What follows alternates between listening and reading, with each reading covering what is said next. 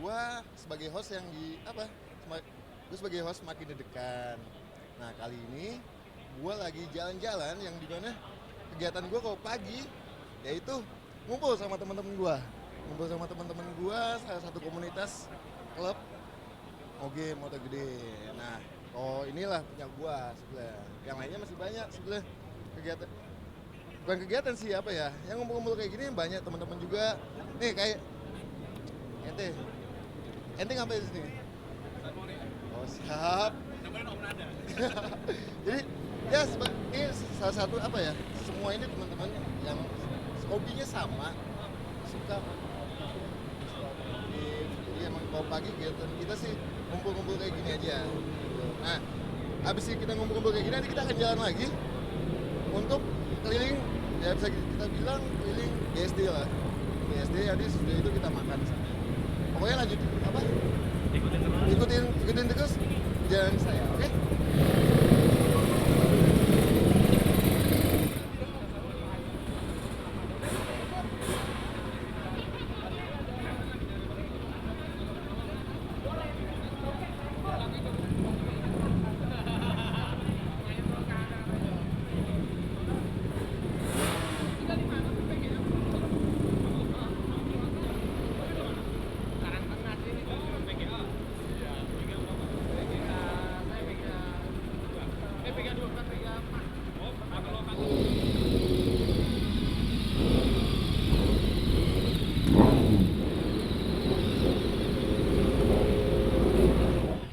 Ya, kita udah nyampe nih di lokasi yang dimana tempat nih akan buat kita makan sama teman-teman semua. Langsung aja kita ke dalam kali ya. Yuk. Gue itu suka banget dengan apa ya, bisa kita bilang motor gede yang CC-nya itu sedikit ke atas. Contohnya ini yang gue pakai jenis Ducati.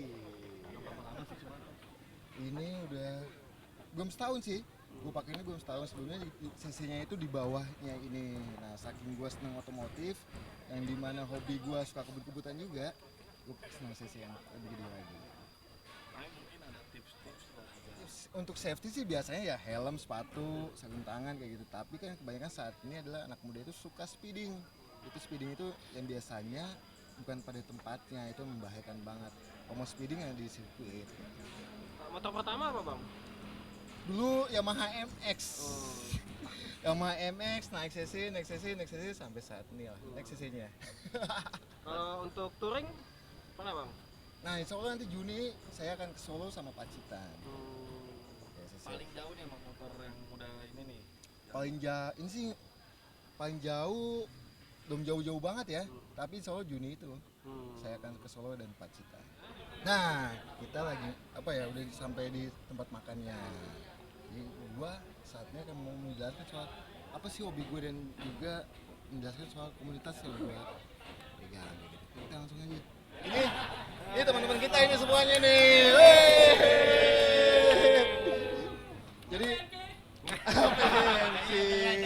Nah, ini ada ketuanya AVMC namanya Budi. Ini Doi bagian soal safety Doi jagonya nih. Sama nanti akan gue bantu jelaskan soal kita mau jalan-jalan kemana? Ke Solo.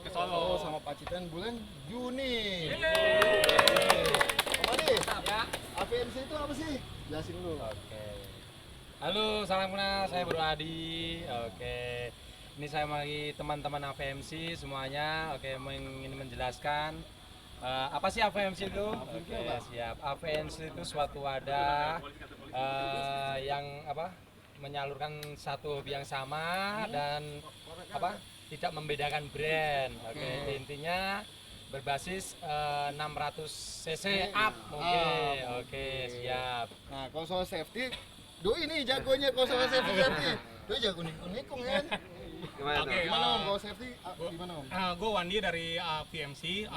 Biasanya kita kalau riding daily di dalam kota itu biasanya yang wajib banget untuk safety gearnya adalah helm harus full face. Helm harus full face. Yang kedua itu harus pakai glove, jadi sarung tangan. Yang ketiga itu kita harus pakai sepatu yang di atas mata kaki. Oke. Yang keempat itu lebih baik dan lebih bagus kita pakai body protector. Jadi ada chest protector, ada shoulder, sama ada knee. Jadi itu wajib buat Wajib. AVMC dan semua anak AVMC kalau riding itu pasti safety gear. Oh, pokoknya Boleh wajib, dibuktikan. boy. Keren ya. Mantap lah. Gitu ya, buat safety-nya. Dan juga di sini ada aki-aki udah tua tapi gokil bawahnya. Ya, jadi perjalanan saya sebetulnya itu saya nggak mengetahui kalau dulunya saya punya kelebihan yang bisa kita bilang punya six sense lah ya. Nah, pada saat ibu saya naik haji, kondisi saat itu saya mendapatkan hidayah yang dimana dulunya itu emang saya bisa dibilang apa ya, nakal lah ya, namanya anak muda nakal. Pada saat ibu saya naik haji, saya mendapatkan suatu hidayah yang dimana saya mesti untuk masuk padepokan, mendalami suatu keilmuan, dan di situ saya mengetahui semuanya bahwa dulu pada saat saya masih 5 tahun itu saya sudah bisa komunikasi dengan namanya makhluk goib, yaitu sejenis wanita yang pakai pakaian putih kayak gitu, yang namanya digendong ataupun yang dia angkat, itu saya alami hal itu. Semakin tua, jadi berkembangnya ilmu, ya saya melakukan pengobatan, bisa menjalani suatu pengobatan yang dimana kalau minta tolong sama saya ataupun yang lainnya gitu. Tapi kalau misalnya tentang cara hal gaib, pernah nggak sih Om ngobatin orang yang disantet, ada penyerangan balik gitu? Oke. Ya, jadi pada saat itu emang saya ada yang minta tolong ke saya untuk mengobati santet, yaitu pengusaha salah satu rumah makan lah ya. Pada saat itu pasiennya itu ibu-ibu, yang hubungi saya itu anaknya. Nah, anaknya itu minta tolong sama saya, ibunya kenapa kok nggak bisa bahunya ini selalu sakit, padahal dicek medis ataupun yang lainnya itu aman semua. Oke, saya datang ke sana, saya cek, emang saya lihat emang ada satu paku yang ditancapkan di bahu itu. Singkat saya benahi, alhamdulillah sehat. Besoknya itu saya berbalik ke saya, yang dimana pada saat itu saya sholat malam, saya suka sholat malam, sejadah saya itu kayak ada paku bunyi ting ting gitu. Saya cek ternyata paku segini begini, tapi saya logika dulu yang dimana logikanya itu ini paku pintu mungkinnya gitu ya, tapi kenyataannya itu bukan paku pintu ya. Itu pengobatan yang buat saya itu fatal sih, soal santet ataupun teluh kayak gitu. Dan kalau untuk cara membentengin diri nih Om, agar kita terhindar dari hal-hal gaib seperti itu kalau boleh tahu gimana sih Om? Nah, kalau untuk membentengi atau supaya menjaga kita supaya nggak kena goib, kena guna-guna ataupun apa, itu biasanya kan ya kalau hal yang paling utama kan ibadah, itu udah pasti, ya sholat, ngaji dan lainnya, itu udah pasti semua itu. Tapi ya kembali lagi ke yang Tuhan sih, kembali ke Tuhan. Kalau Tuhan pasti, Tuhan akan melindungi kita juga sih, pokoknya kayak gitu. Nah, balik lagi ke konteks hidayah. Kalau misalnya kita nggak nerima tanda kutip paranormal itu kita bisa nggak sih Om? Nah, sebenarnya bukan kenapa saya nggak tahu ya saya mendapat hidayah ataupun apa ya, tapi kalau buat saya itu saya mendapatkan suatu bahwa lu jangan begitu lagi lah, jangan ke jalan yang nggak baik gitu. Itu kalau buat saya itu suatu ya mungkin bilang hidayah. Nah, hidayah itu kalau kita kembali ke kitanya sih, apakah kita mau menjalankan hal itu apa tetap sama aja, itu kembali ke kitanya. Tapi semua itu kan manusia kan pasti akan jadi lebih baik lagi, pengen jadi lebih baik. Pasti banyak nih dari teman-teman kita juga ada yang dari bicara soal ilmu-ilmu kayak begitu supernatural, dari bicara soal keturunan ataupun soal yang belajar. Nah, itu lebih bagusnya kita menerima dengan legowo dari keturunan tersebut, tapi ada juga yang menolak. Itu gimana masalah kebaikan? Nah, menolak itu biasanya dia takut dengan hal goib, yang dimana hal goibnya itu ketemu setan, ketemu hantu kayak gitu, dia takut akan hal itu. Tapi kembali lagi ke kitanya. Kalau saya dia legowo aja. Saya dulu pesan yang saya adalah jadi manusia itu legowo aja.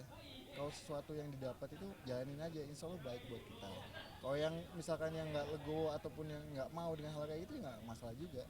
Tinggal kitanya gimana untuk manage. Kalau misalkan punya keilmuan ya mesti mengetahui keilmuan itu gunanya untuk apa, gimana untuk mengatasinya kalau misalkan ada efek-efek yang negatifnya.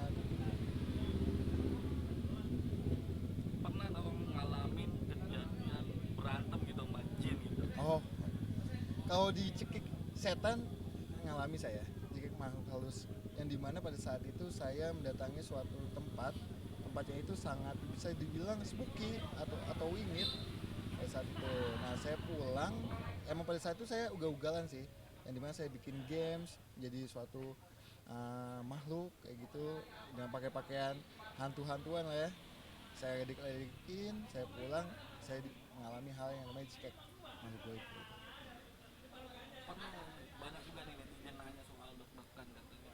Ah itu cuma konten dan ini. Dan Oke. gimana menurut lo?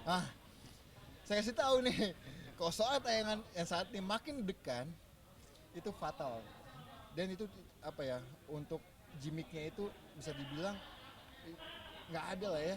Contohnya apa nih? Ini jahitan saya. Ini saya kena jahitan yang dimana pada saat itu syuting deg-degan. Jadi kembali lagi itu semua kan atas mindsetnya penonton. Penonton itu menganggap ini yaudah nggak masalah juga. Kalau kami sebagai host atau talent tuh saya jalani aja nggak masalah juga buat kita. Berarti itu kejadian paling fatal tuh, paling parah. Paling fatal. Kalau di tayangan degan, kalau di tayangan lain saya masuk ICU. Sampai masuk ICU kalau saya pada saat itu. Berarti gaib itu memang ada di sekitar kita. Goib itu pasti ada. Mau siang, mau malam semua pasti ada. Tempat kalian pun juga pasti ada. Dan untuk kita memawas diri nih Om, gimana sih Om agar menerima dengan lapang dada nih Om dari dunia lain gitu. Oke, kita itu sebetulnya manusia itu ada skeptis, ada yang percaya dengan hal kayak gitu. Tapi kembali lagi kita itu hidup berdampingan sama makhluk gaib. Makhluk gaib pun juga tidak akan mengganggu kita, kita pun juga tidak akan mengganggu dia. Tapi biasa aja, udah jalan hidup masing-masing aja, nggak usah yang bahasanya adalah apaan sih, jalanin aja. Kayak gitu sih. Kamu deg-degan. Oh iya. Nah, kalian jangan lupa nonton tayangan Makin Dedekan setiap Senin sampai Selasa jam 22.30 hanya di GTV. Nah, kalau bahasanya kita bisa bilang udah tua ya, 27 tahun itu udah tua. Tapi kan semakin kita dewasa, semakin kita tua, kita kayak anak kecil lagi. Nah, kalau untuk biologis itu kan mau sampai kapanpun itu gak akan bisa mati. Kecuali emang kita udah diangkat sama Gusti Allah. Itu mah aman-aman aja selagi masih mampu kan gitu, mampu lahir sama batinnya. Jalannya nggak masalah. Tapi pendapat lo nih, kira-kira pantas nggak sih Om? Pantas atau tidaknya, kalau buat saya pantas-pantas saja. Kembali lagi dibandingkan kita zina, berbuat zina lebih baik kita menikahi wanita. Nah, kalau misalkan menikah sama yang muda atau sama yang tua itu tinggal dilihat kenapa sih mau yang muda, kenapa sih mau yang tua kan banyak versinya. Ada yang muda tapi tingkat kedewasaannya melebihi yang tua. Ada yang tua tapi kita pengen yang tua karena ngayom, lebih ke sana, lebih lihat sebab musababnya bukan karena nafsu enggak atau yang lainnya. Tapi kan kalau seorang wanita yang udah tua kan konteksnya lahir dan ingin punya anak kan udah susah nih. Nah, itu kenapa dulu? Kembali lagi, cewek sama cowok kita kalau ngomongin soal biologis itu gak akan bisa mati. Itu pasti sampai kapan nih apa ya, keinginan biologis itu pasti ada.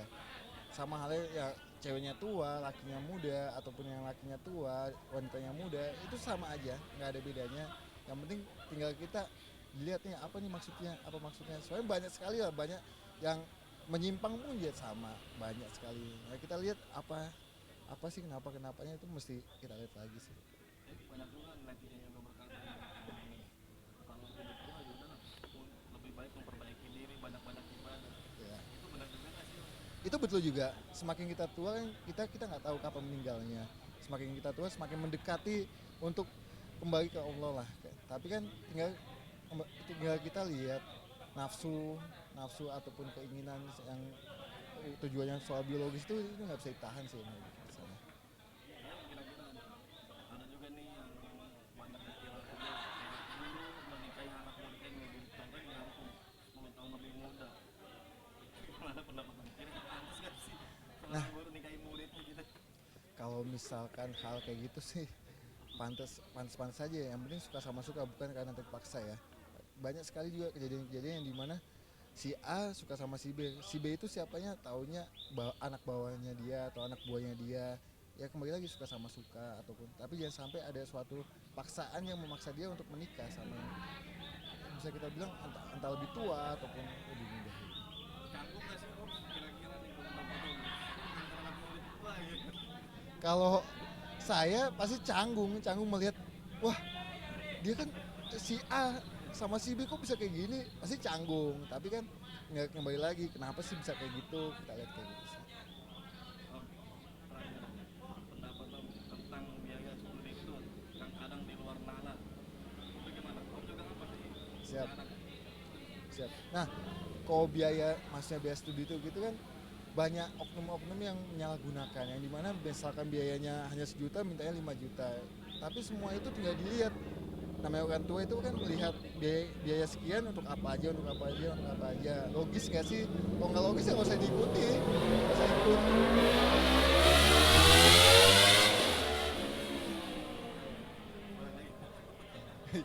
Jadi kalau untuk biaya studi kalau untuk biaya studi itu kan ada yang oknum-oknum yang salah ya. Masalah itu adalah biaya 1 juta di up jadi 5 juta, tapi kembali lagi ke kitanya sebagai orang tua, yang dimana apakah biaya itu make sense atau tidaknya. Kalau memang nggak make sense, nggak logis, ya nggak usah diikuti. lebih baik kalau misalnya studi tour itu kalau biaya yang mahal, banyak juga kan orang-orang tua yang masih di bawah ya kan Iya. kadarnya. Alangkah baiknya gimana sih Om? Nah, alangkah baiknya itu kita nggak bisa memaksakan sih ya, itu soal kemampuan ekonomi. Kalau emang kita nggak sanggup ya nggak usah diikuti, kembali lagi kayak gitu. Tapi dilihat lagi, ada nggak manfaatnya, ada nggak keuntungannya yang bisa misalnya anak kita jadi lebih baik, maksudnya untuk pengetahuannya ataupun yang lainnya, kita lihat lagi keuntungannya apa, benefitnya apa di sana. Lagi Om, harapan untuk para sekolah nih agar lebih mengutamakan studi tour yang dapat pembelajaran yang Om tadi bilang. Ya, jadi gini, studi tour gitu bukan semua jalan-jalan aja, tapi pengetahuan, segi pengetahuannya, segi keilmuannya itu mesti didapat juga sama siswa atau siswinya. Jangan cuma hanya jalan-jalan happy itu nggak akan ini juga sih, nggak akan manfaat banget. Apalagi kalau biayanya sudah mahal tapi dia hanya jalan-jalan aja nggak dapat pengetahuan atau keilmuan yang didapat, itu sangat sayang banget. Hai pemirsa, nah tadi di jalan gue pengen banget makan gemblong, yang dimana di jalan biasanya kan gemblong itu suka di pinggir jalan. Nah pada saat gue tadi jalan nggak menemukan gemblong. Yang lucunya adalah di suatu kafe yang saat ini gue lagi duduk ini ada gemblong. Nggak tahu nih namanya gemblong apa gitu, saya lupa deh, saya pesan. Tapi kayaknya kalau dilihat bentuknya sih beda ya, nggak kayak gemblong-gemblong yang biasa di pinggir jalan yang gula gitu ya. Nah ini saya nggak tahu, cuma kalau nggak salah dalamnya ini ada isinya. Maksudnya kita icip ya. Bismillah.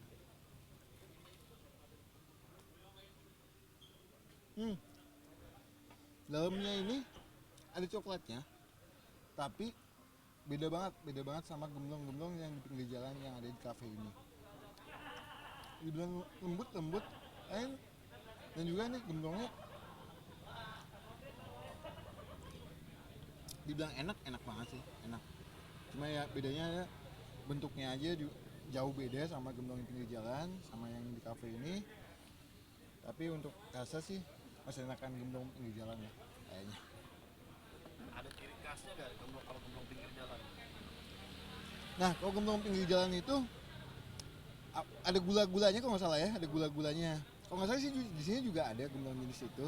Tapi saya pesen coba gemblong ini saya nggak tahu nama gemblongnya apa. Nah di sini coklat dalamnya. Kalau dibilang sih enak sih ya enak. Tapi biasa kita makan gemblong pinggir jalan, makan gemblong ini beda lah, beda rasanya ini ya, beda banget. Kalau teksturnya ada samaan nggak? Kalau untuk bentuknya sama, kalau teksturnya beda, dia sangat beda banget. Ya contohnya kayak gini aja. Nah, pemirsa, jajanan tradisional itu sama jajanan kafe yang kayak gini sebenarnya sama aja. Cuma yang beda mungkin bentuknya atau teksturnya dan lainnya. Tapi yang pasti semua sama-sama enak juga sih. Tinggal kitanya suka yang mana, suka yang tradisional apa suka yang modern. modern. Pokoknya itu aja. See you. Audio Jungle.